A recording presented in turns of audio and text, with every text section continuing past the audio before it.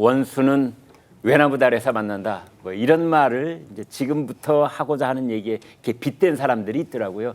한동훈 당대표가 국회 본청에 집무실을 배정받았는데요. 바로 옆방이 한동훈 대표와 악연이 있다면 악연이라고 할 수 있는 인물이 거기에 이미 자리를 잡고 있습니다. 그 얘기를 해보겠습니다. 한 기자, 네. 조국 대표 얘기죠? 네, 맞습니다. 이 국회 본관 내에서 한동훈 국민의힘 대표실이 조국 혁신당 대표실 바로 옆에 자리 잡았습니다.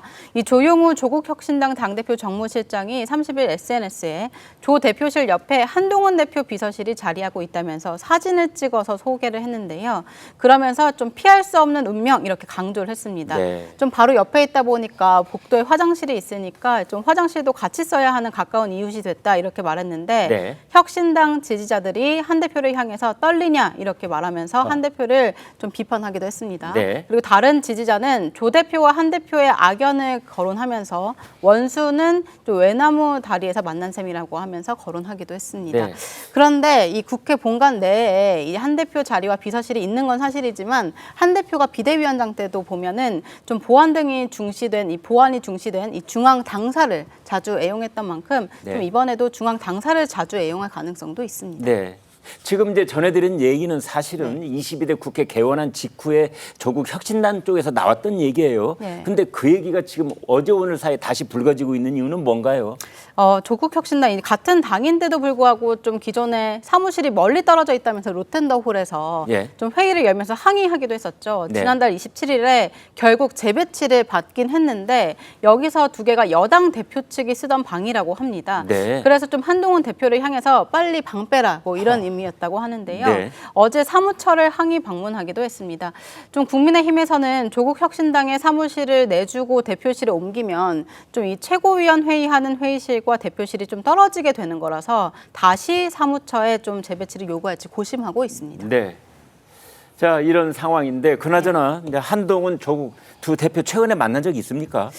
좀 지나가다가 본 적이 있는데 한동훈 대표는 지난 25일 국회에서 우원식 의장을 접견했는데 이후 국회를 나서는 과정에서 우연히 다른 일정을 마친 조국 대표와 로텐더홀에서 마주쳤습니다.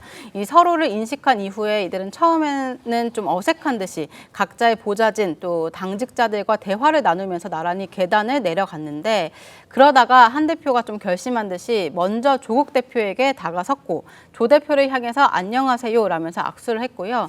이 조 대표가 반갑습니다라고 웃으며 화답을 했습니다.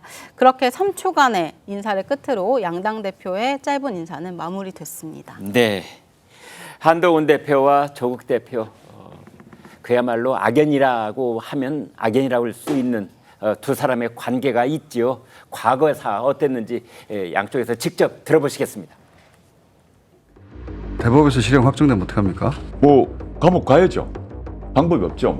그동안 뭐 재판 받느라고 어떤 정치하느라고 못 읽었던 책 읽고 뭐 푸시업하고 뭐 스쿼트하고 저희가 사법부를 쥐락펴락 할 수 없는 거 아닙니까? 이분 그럴 것 같아요. 전에 정정심 씨가 그랬다시피 영치금 엄청나게 받아 챙길 것 같습니다. 어깨 영치금 받아가지 않았습니까? 이분들은 언제나 이렇게 자기들 입속만 챙깁니다. 감옥 가서도요.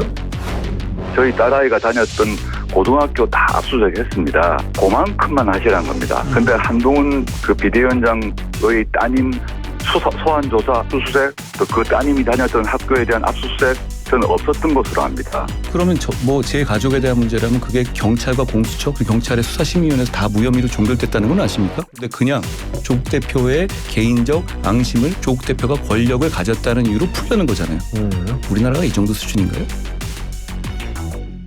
자, 강 위원장님, 이제 두 사람 정치적으로나 뭐 다른 또 뭐 이런 국가적인 행사장에서 이제 이런저런 일로 마주칠 수밖에 없는 당 대표들인데 앞으로 사이 어떻게 될 것 같습니까?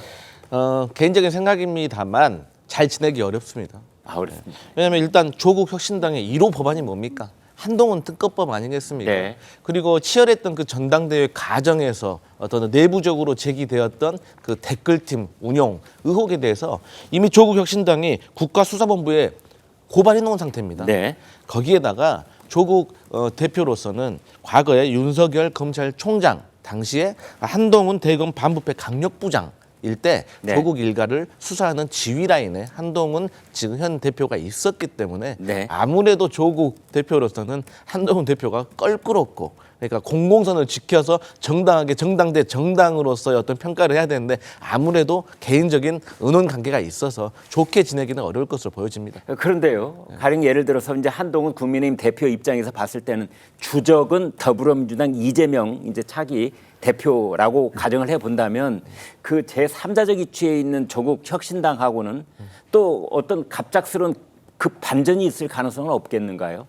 근데요, 국민의힘의 어떤 맞상대 카운터 파트너는 민주당이지만 네. 그 옆에서 더 거세게 국민의힘과 한동훈 대표를 공격하는 정당은 조국 혁신당이거든요. 네. 그렇기 때문에 사실 말리는 신우이가 더 밉다고 하잖아요. 그래서 그렇습니까? 한동훈 대표로서는 또 이 민주당 같은 경우 그래도 거대 야당이기 때문에 격식과 품격을 지키고 이 여론에 대해서 상당히 민감하게 반응하면서 앞으로 나아가고 있지만 네. 어쨌든 조국 혁신당은 몸이 가볍습니다. 그리고 지지층도 상당히 강성입니다. 네. 그래서 발언도 세기 때문에 아무래도 한동훈 대표를 그때 즉각 괴롭힐 거기 때문에 한동훈 대표로서는 조국 혁신당이 더 껄끄러울 거로 그렇게 보여집니다. 네, 아무튼 이제 그런 얘기도 이제 곧 있을 예정이라는 조국 혁신당 조국 대표에 대한 대법원 선고가 어떻게 나오느냐에 따라서 또 다른 장면이 펼쳐질 수도 있겠습니다.